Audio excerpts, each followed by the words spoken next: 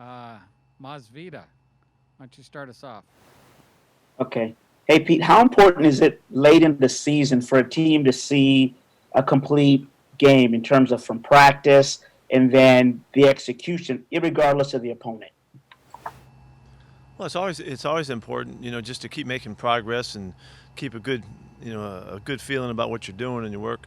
Um, like I said, I particularly like this one because this team was struggling, and it would be a team that most people would say, "Oh, this is a team you could overlook and you wouldn't be prepared for, and you're looking past or whatever." And we didn't do that. We didn't do any of that, and that's always been a marker of mine that over the years to gauge how connected your team is, and how real the conversation is, because this is what we're talking about doing week in and week out. So it's important, and particularly right now, as we wanted to jumpstart our way into this fourth quarter, and we're trying to finish this thing off with a bang. And to do that, we got to get this first game, but we did it right, and we don't have to adjust or change a thing. We just need to keep on working here and make sure that we're focused and hopefully stay healthy, and away we go. Corbin Smith. Hey, Pete, Chad Wheeler had not played in a regular season game for a couple years going into the Week 13 game. How pleased have you been with his performance the last couple weeks with all the injuries you've had at that tackle position? Well, he's been really important to us because he's really flexible too. He plays left side. He played left and right in this game. He's also prepared to play at guard for us. So his versatility has become really important here down the stretch as we're trying to keep everybody healthy. He's a real battler. He's Trojan, and so he fought hard, and just like he's supposed to, and all that. It was really important. His flexibility is really what's most crucial right now. Jen Mueller. Did I actually throw out the Trojan thing? I did. Given how balanced yesterday's game was, what do you most want to hang on from that to going forward? Did I say that right? I didn't say that right. What do you most want to hold on to from that game moving forward? That we're on track. We're on track in terms of preparation, and the guys. I'm going to work hard to make it clear to everybody that we just keep doing what we're doing now and stay with it and focus and turn to a new opponent, but don't change anything and let's keep pushing it and see how far we can go. It's going to be a great matchup this week, and so we're going to have to be on it, and that's what we're looking for, consistency down the stretch here. Joe Fan. Pete, Damon Harrison had, I think, 6 tackles in just 23 snaps. Do you feel like, can you see him getting his legs underneath him a bit and starting to take steps forward on a weekly basis? Yeah, well, this was his best game, and he's been improving steadily. And the big man that he is, there is a lot to be said about conditioning and being ready to play the game, and he's been working real hard at it. He's been a real pleasant addition, and it was great to see him make a couple plays. And the big play, of course, is knocking the ball loose, and getting a fumble for us, which the Bobby recovered. That was a great play. So he's doing good. Has he been able to, give you more freedom to play Puna off the nose? Yes. Matter of fact, he has, and that's allowed Puna to get his activity going at the 3 technique, and that's really helped him show up and be a playmaker. So it's worked out well in the rotation. John Boyle.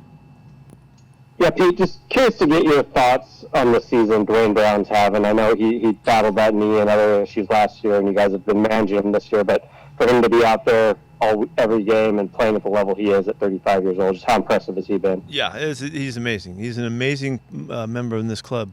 In a number of ways, but one of the ways is just his work ethic is just so obvious, and he's the strongest guy out here, and he's the hardest working guy. He's smart as you can get, he's tough as you can get. Really stands for something. These guys really respect the heck out of him, and to just keep coming back. And he isn't able to to practice all week long in preparation, and to maintain an edge in playing under those circumstances is difficult, and he's just a very special and a very unique player. And how do you rate his football spiking form? I thought that was stellar. I would call it stellar. The ball never came down. I never saw it land. Some people say it's still going up. In orbit, maybe? Might be. At least made it as high as the flag in the truck up there. Bob At least, Condotta. at least that's what they're saying. I don't know. You get Demontre Moore back this week now. What's the timeline there? I guess with when he could rejoin you, and how could he help you once he could come back? Yeah, he can practice, and I think he's available to play this week if he can get going again. And then I know you kind of said last week Rashad Penny and Quentin Dunbar this week. Is that still sort of the hope and plan with those two guys? Yes, it is. Rashad's going to practice as he's practicing to play the game, so we'll see how that works out, and we'll figure it out by the end of the week. But he's going with the mentality that he's up and eligible and all of that. So we'll see how that goes. Quentin is really in the same vein. He's going to get ready to play in the game, and we'll find out at the end of the week, and call it, when we get all the information. Michael Sean Dugar. Hey Pete, what have you thought of Shaq since he's come back from injury? Shaquille, I mean. Yeah, he's doing really well. He's been meeting his challenges, and had a good game the other day. Real aggressive coverage, and you can see that it's the new day, and they're letting him play, and he's doing real well. He's been tackled a week ago. He tackled really well in run situations where he needed him, and so he's doing good. It's great to have him back. Just thinking big picture, he's one of the highest drafted corners you've had since you've gotten here. Did he meet the expectations or has he met them, the ones that you had for him? Without question, yeah. He's been starting since he got here, and he's been a fantastic player for us. Been really consistent. Been a playmaker. Been a really good part of the team. Work ethic and habits, and he's always there for us. So he's been really good. Thanks. Curtis Crabtree. Yeah, Pete, personnel ones for you. How's Brandon Shell doing today with his ankle? How far did that set him back, if any, and what's his outlook for this week with Cedric as well, with your right tackle being a little shaky depth-wise? His comments were that he's not worse than he was last week, starting the week, so that's good. It was, he tweaked it a couple times in the game, and we determined that we didn't want to finish him. So we'll see how that goes. He whether he can play the whole game, I don't know. But he's preparing to play, and we'll see how that goes. And I won't know till we get through the week here. Again, I'm sorry, there's a lot of those question marks. Cedric's getting ready to play this week too. He's going to come back with the mentality of Wednesday. He's practicing to play, so that's a good sign for us. We definitely need something to happen there. We need some help there because we're scrambling a little bit to get guys on the field yesterday. And then it looked like Freddie Swain might have got a little dinged late. Is he okay? Yeah, he's got an old shoulder issue that he's dealing with that every once in a while gives him a problem, and so he got it a couple times yesterday, and so we kept him out. So it's an ongoing issue. He deals with it really well. He knows it. He knows the history of it and how to handle it.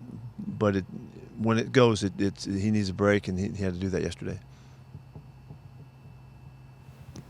Tim Booth. Pete, what's the situation or status of Carlos Dunlap going into this week? I'll know way more Wednesday, but he is planning to play, and that's his thought that he's going to be able to make it back. It's really kind of, I'm singing the same tune to you, that we got to get through the week and find out how he handles it. But his intention is to get back to play. And when a defense doesn't, you gave up 20 yards in the second half, 20 yards in the second half, they didn't run a play in your half of the field. Do you take a lot away from that, or do you take into account the fact that, the Jets have been struggling and haven't been as good offensively? Well, it's an NFL team, and they're out there battling, and they're trying to make yards and all that, and so we take something out of that, the consistency that it took, and also the fact that we substituted a lot of guys in the game, and they played well also. Was a good tribute to the day's work. The Jets have been struggling. Yeah, that's exactly the truth, and so our guys went out and played like we were capable of playing, and didn't give them much. Brady Henderson. Going back to 2010, what do you remember about that season in terms of trying to win the division? Yeah, trying to win the division with a under 500 record. Yeah, appreciate it. That we were just scrambling to try to get a game, and it came down. We had a chance there at the end, and I think it was that Charlie Whitehurst game against the Rams or something like that. Yeah, it was a huge night at the stadium, and it was a great. It was because it was unique and all that. I felt like it kind of fit right with the story, and so we were going to try to do something with that, and defy the odds and all that, and all the storylines, and we did, like I've said to you before, we did that. We just didn't win in Chicago. We screwed it up. It could have really been something special, but it was we knew it was a unique circumstance, and there was a lot of yapping about it, and it was fun to go against it, and kind of defy what everybody thought we could do. Yeah, I was going to ask you about how much you heard the conversations about the hand wringing about it. Teams supposedly shouldn't be eligible for the playoffs if they don't have a winning record and whatnot. Yeah. No, I recall that, and I don't know why all of a sudden somebody would say that there's some other standards besides the one that there's always been. But there's a storyline there that somebody grasped and went with, and I didn't care. It didn't matter. Art Teal. Pete, you mentioned yesterday after the game about the pride you took in 9 consecutive winning seasons.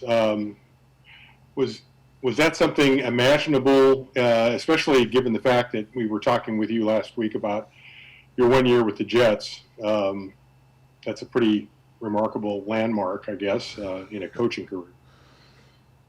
Well, I think I probably have mentioned this story a couple times, being asked kind of similar questions, but I go all the way back to when I was at the Jets in the first game we played against Buffalo, and we had won our opening game, and at Buffalo against another tough Marv Levy team.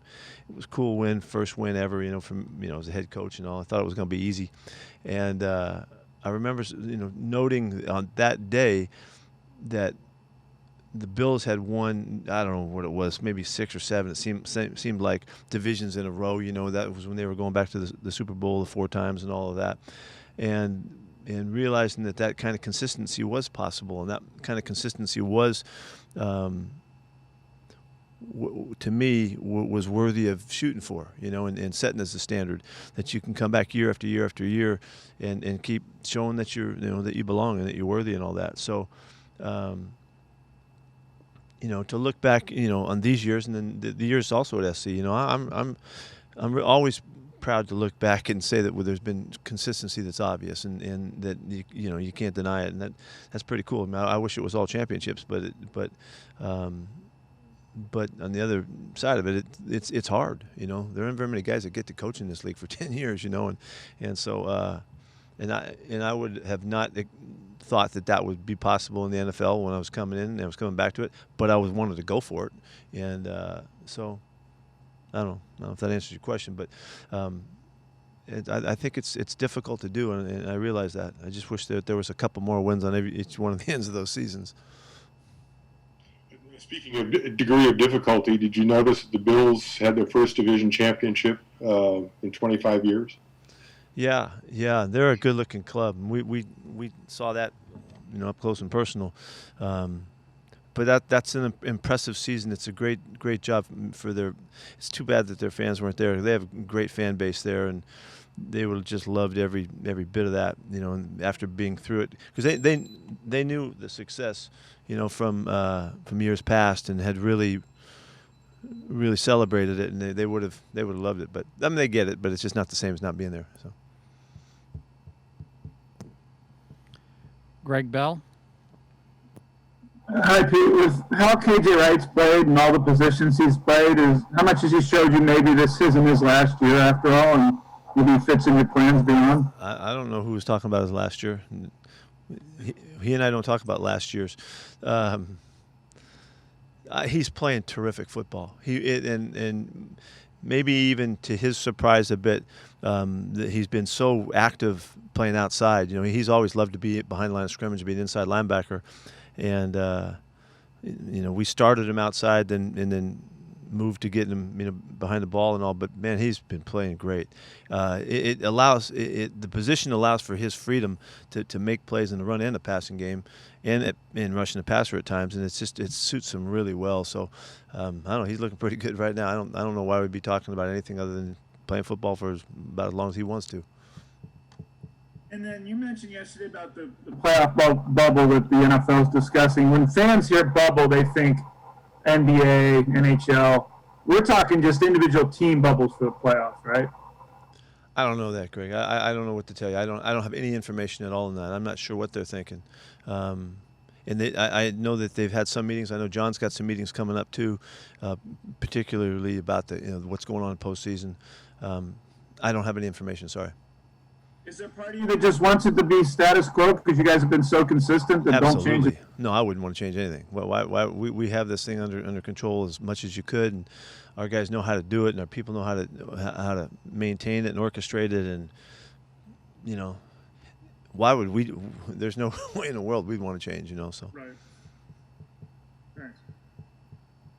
Jackie Montgomery. Hey, Coach, a couple questions for you. First, what have you seen from Ugo Amadi in his play and just his development in his second year? I really like the way Ugo's playing. He really understands really a complex position. There's so much that goes into playing that nickel spot: run in, pass, coverage, pressure, everything, all kinds of stuff he has to do. And he's really embraced the job and really knows it well. He could coach it and teach it right now. He's way out there as far as his understanding of it, and it shows up. He makes plays all the time. So he missed the sack last week, and so we were hard on him about not having a plan for sacking the quarterback, but he's doing really well, and it shows you a guy that really applies himself, can play and do based on being a smart guy, just one. He's way out there for us as far as understanding it, and we really count on him. And then bigger picture, just every player saw the field yesterday for a decent amount of time. What do you think of your overall depth of the team right now? Well, it's kind of positional, is where we draw the focus. But in general, it's been a team with a real good structure all year. We've had guys all year long that could play, and unfortunately, for the guys that didn't get to much, they're ready. And they showed it yesterday. Our guys went out and played really well and did an excellent job of keeping the game in control. And as you guys pointed out, there wasn't any yards given up on defense, and offense made some first downs too, and keep the ball. And so I think our depth's in pretty good shape. I think, but it's positional in that the offensive line is really challenged right now. The guys are really, having to back up at all different spots, and even when having 8 guys up every week still hasn't helped us, and we have to manage guys through the week to get them there, and so. But all in all, we now that we've returned the running back position, that was in trouble for a while. But now that we've returned those guys back to it, and here comes Penny as well, in general, we're in pretty good shape. Thank you. Curtis Crabtree. Pete, how close is Greg Olson to getting back out at practice for you, and how have you seen the group kind of manage without him here the last few weeks? He's challenging right now to practice this week, and so we'll see what that means. He's very, very positive and upbeat about the fact that he has a chance to get back here very soon, maybe this week or next week. I don't know what to tell you until we see him. I think our guys have done all right. They've held it together. If we'd had a drop off or something, I think we could have understood it. But the guys held up well, and Colby has jumped in and done some nice things, and he's learning how to play the game and finally caught a couple balls and all that. So it's a good, solid spot, and that I think our play in the last couple of weeks shows that. Last question, Bob Condota.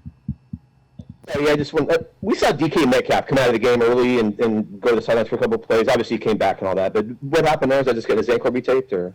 He got twisted up after the first ball he caught. When he banged into the safety, guy jumped on him and kind of got him a little yank, and so he just had to get it secured. I think he's okay today, as far as I understand. But immediately after, he felt it was bothering him. We didn't know if it was anything. I can't tell you the extent of it yet, but at least he finished the game and played really well. It was ankle or ankle? Knee or? Ankle. Thank you. Sure. Thank you, everyone. See you.